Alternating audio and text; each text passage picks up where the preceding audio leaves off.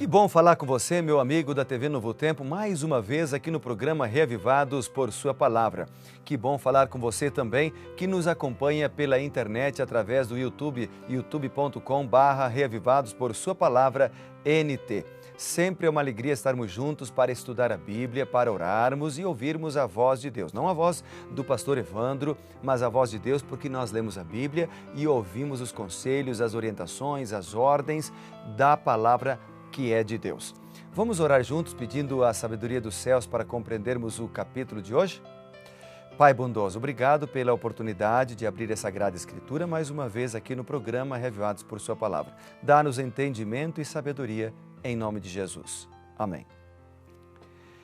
Então vamos lá, hoje é o capítulo 47 do livro de Isaías. A gente está acompanhando todos os dias, cada dia um capítulo, não é, de Isaías, e hoje é o 47. O capítulo 47, ele trata da queda de Babilônia, destruição de Babilônia. Babilônia era um grande império, mas ela era marcada pela violência, era marcada pela idolatria, ela era marcada pela opressão aos demais povos. E por isso ela foi destruída.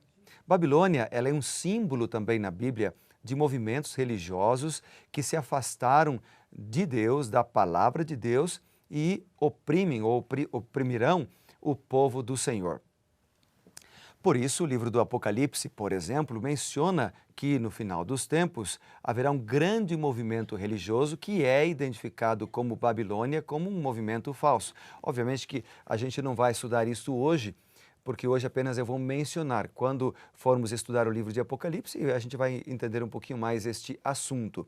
Mas lá em Apocalipse 18, abrindo a Bíblia só para mencionar para você, é mencionado este termo, Babilônia. Capítulo 18 diz assim: Caiu, estou lendo o verso 2, caiu a grande Babilônia e se tornou morada de demônios, covil de toda espécie de espírito imundo e esconderijo de todo gênero de ave imunda e detestável. A linguagem que João usa aqui no Apocalipse é uma linguagem do Antigo Testamento que ele aplica agora no Novo Testamento para um grande movimento mundial que haverá no fim dos tempos. Já existe e haverá. E é interessante que Apocalipse, de maneira geral, usa muitas linguagens do Antigo Testamento. E para esse movimento que corrompeu a palavra de Deus, que leva o povo à apostasia, para quem está lá e é sincero, Apocalipse 18, verso 4 diz: Retirai-vos dela, povo meu, para não serdes cúmplices em seus pecados. Aqui, no Apocalipse, capítulo 18, está falando de um grande movimento religioso. Aqui, em Isaías, no capítulo 47, ele fornece uma base para que a gente possa entender melhor Apocalipse. Mas aqui em Isaías 47 está falando de um movimento literal mesmo, da queda literal de Babilônia. E obviamente que nós estamos estudando aqui no Reavivados por Sua Palavra, lendo cada dia um capítulo, para tirarmos desse capítulo lições espirituais para a nossa vida. Como é que Isaías 47, que fala da queda de Babilônia, pode enriquecer espiritualmente a minha vida hoje? Diante das atividades, dos desafios que eu tenho, das lutas que eu vou enfrentar hoje, como é que Isaías 47 pode me ensinar ou pode me reavivar? Bom, ao falar da queda de Babilônia, nós precisamos entender que Babilônia foi destruída por causa do seu orgulho, da sua opressão, né?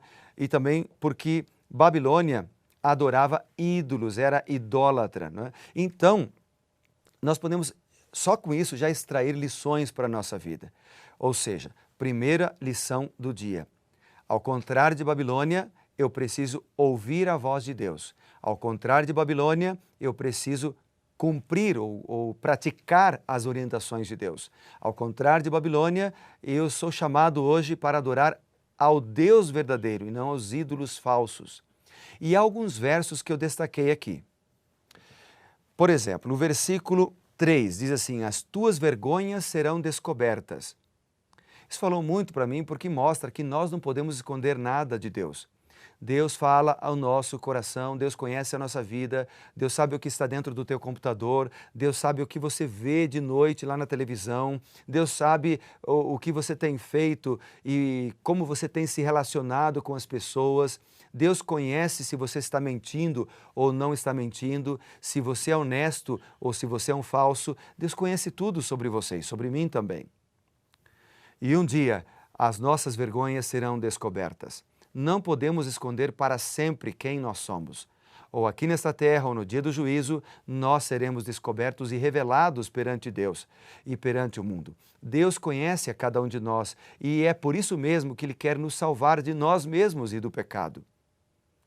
Outro verso que me chamou a atenção em Isaías 47 é o verso 4, que diz assim: quanto ao nosso Redentor, o Senhor dos Exércitos, é o seu nome, o Santo de Israel. Veja que Deus aqui é identificado como Redentor. Essa palavra ela é muito constante na Bíblia, porque o Messias seria o Redentor, Jesus é nosso Redentor. O próprio Jó, lá atrás, em Jó capítulo 19, verso 25, por exemplo, ele fala do Redentor, num texto bastante bonito das Sagradas Escrituras. Vamos ler juntos então o que está escrito ali em Jó capítulo 19 e o versículo 25. A Bíblia diz assim, Jó falando: porque eu sei que o meu Redentor vive, novamente a expressão Redentor, e que por fim se levantará sobre a terra. O mesmo Redentor identificado lá em Isaías 47 é identificado aqui por Jó e também é identificado em Isaías capítulo 54 e o versículo 5. Mais para frente um pouquinho, Isaías 54. E o verso 5 diz assim: porque o teu Criador é o teu marido, o Senhor dos Exércitos é o teu nome, o Santo de Israel é o teu Redentor, e ele é chamado o Deus de toda a terra.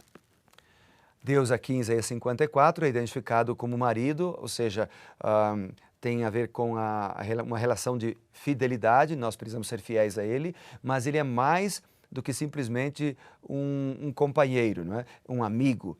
Ele é o nosso Redentor, aquele que nos salva, aquele que, no caso de Cristo, da obra de Cristo, que morreu na cruz para nos salvar.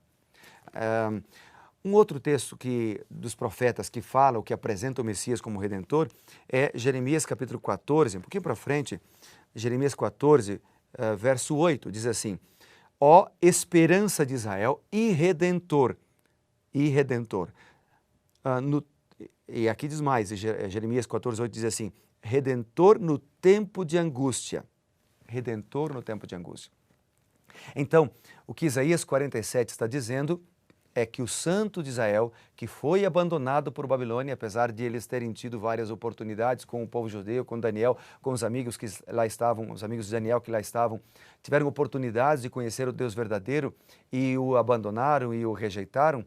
Nós hoje estamos tendo também oportunidades de aceitar o Redentor na nossa vida, Jesus Cristo, na nossa vida.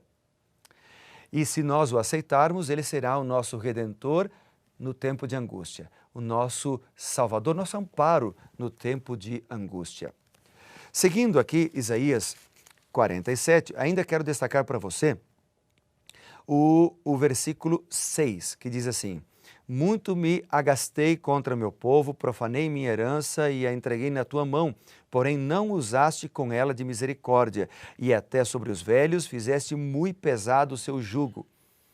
É interessante que a expressão não usaste de misericórdia é uma expressão muito forte e significativa na Bíblia. Por isso, quando li esse verso aqui, eu me lembrei de Sodoma e Gomorra. Você sabe, Sodoma e Gomorra foram aquelas duas cidades que foram destruídas por Deus e geralmente quem lê a Bíblia entende que Sodoma e Gomorra foram destruídas por causa da alta promiscuidade e por causa da violência. Até Jesus cita isto lá em Mateus e também Lucas fala sobre esse tema. Mas o livro de Ezequiel apresenta um outro motivo pelo qual Sodoma e Gomorra foram destruídas e que Babilônia também foi destruída. Então vamos ver juntos Ezequiel 16, um pouquinho para frente aqui, nós encontramos o livro de Ezequiel e vamos ler juntos o capítulo 16. O versículo 49 diz assim, e o 50. Eis que essa foi a iniquidade de Sodoma, tua irmã, soberba, fartura de pão e próspera tranquilidade teve ela, e também suas filhas, mas nunca amparou o pobre, nunca amparou o necessitado. Foram arrogantes, fizeram abominações diante de mim, pelo que em vendo isto as removi dali.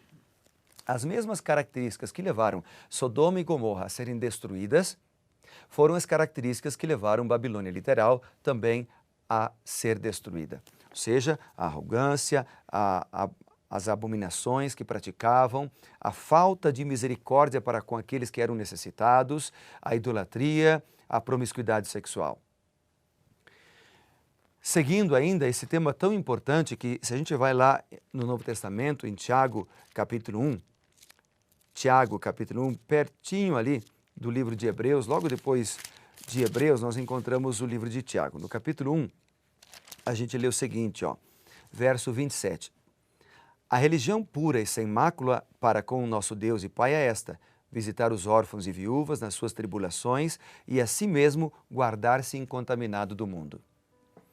Estas características me vieram à mente e eu lembrei destes textos ao ler Isaías 47, porque o texto diz que eles não seguiram Deus, o Senhor dos Exércitos, não aceitaram o Redentor, não usaram de misericórdia.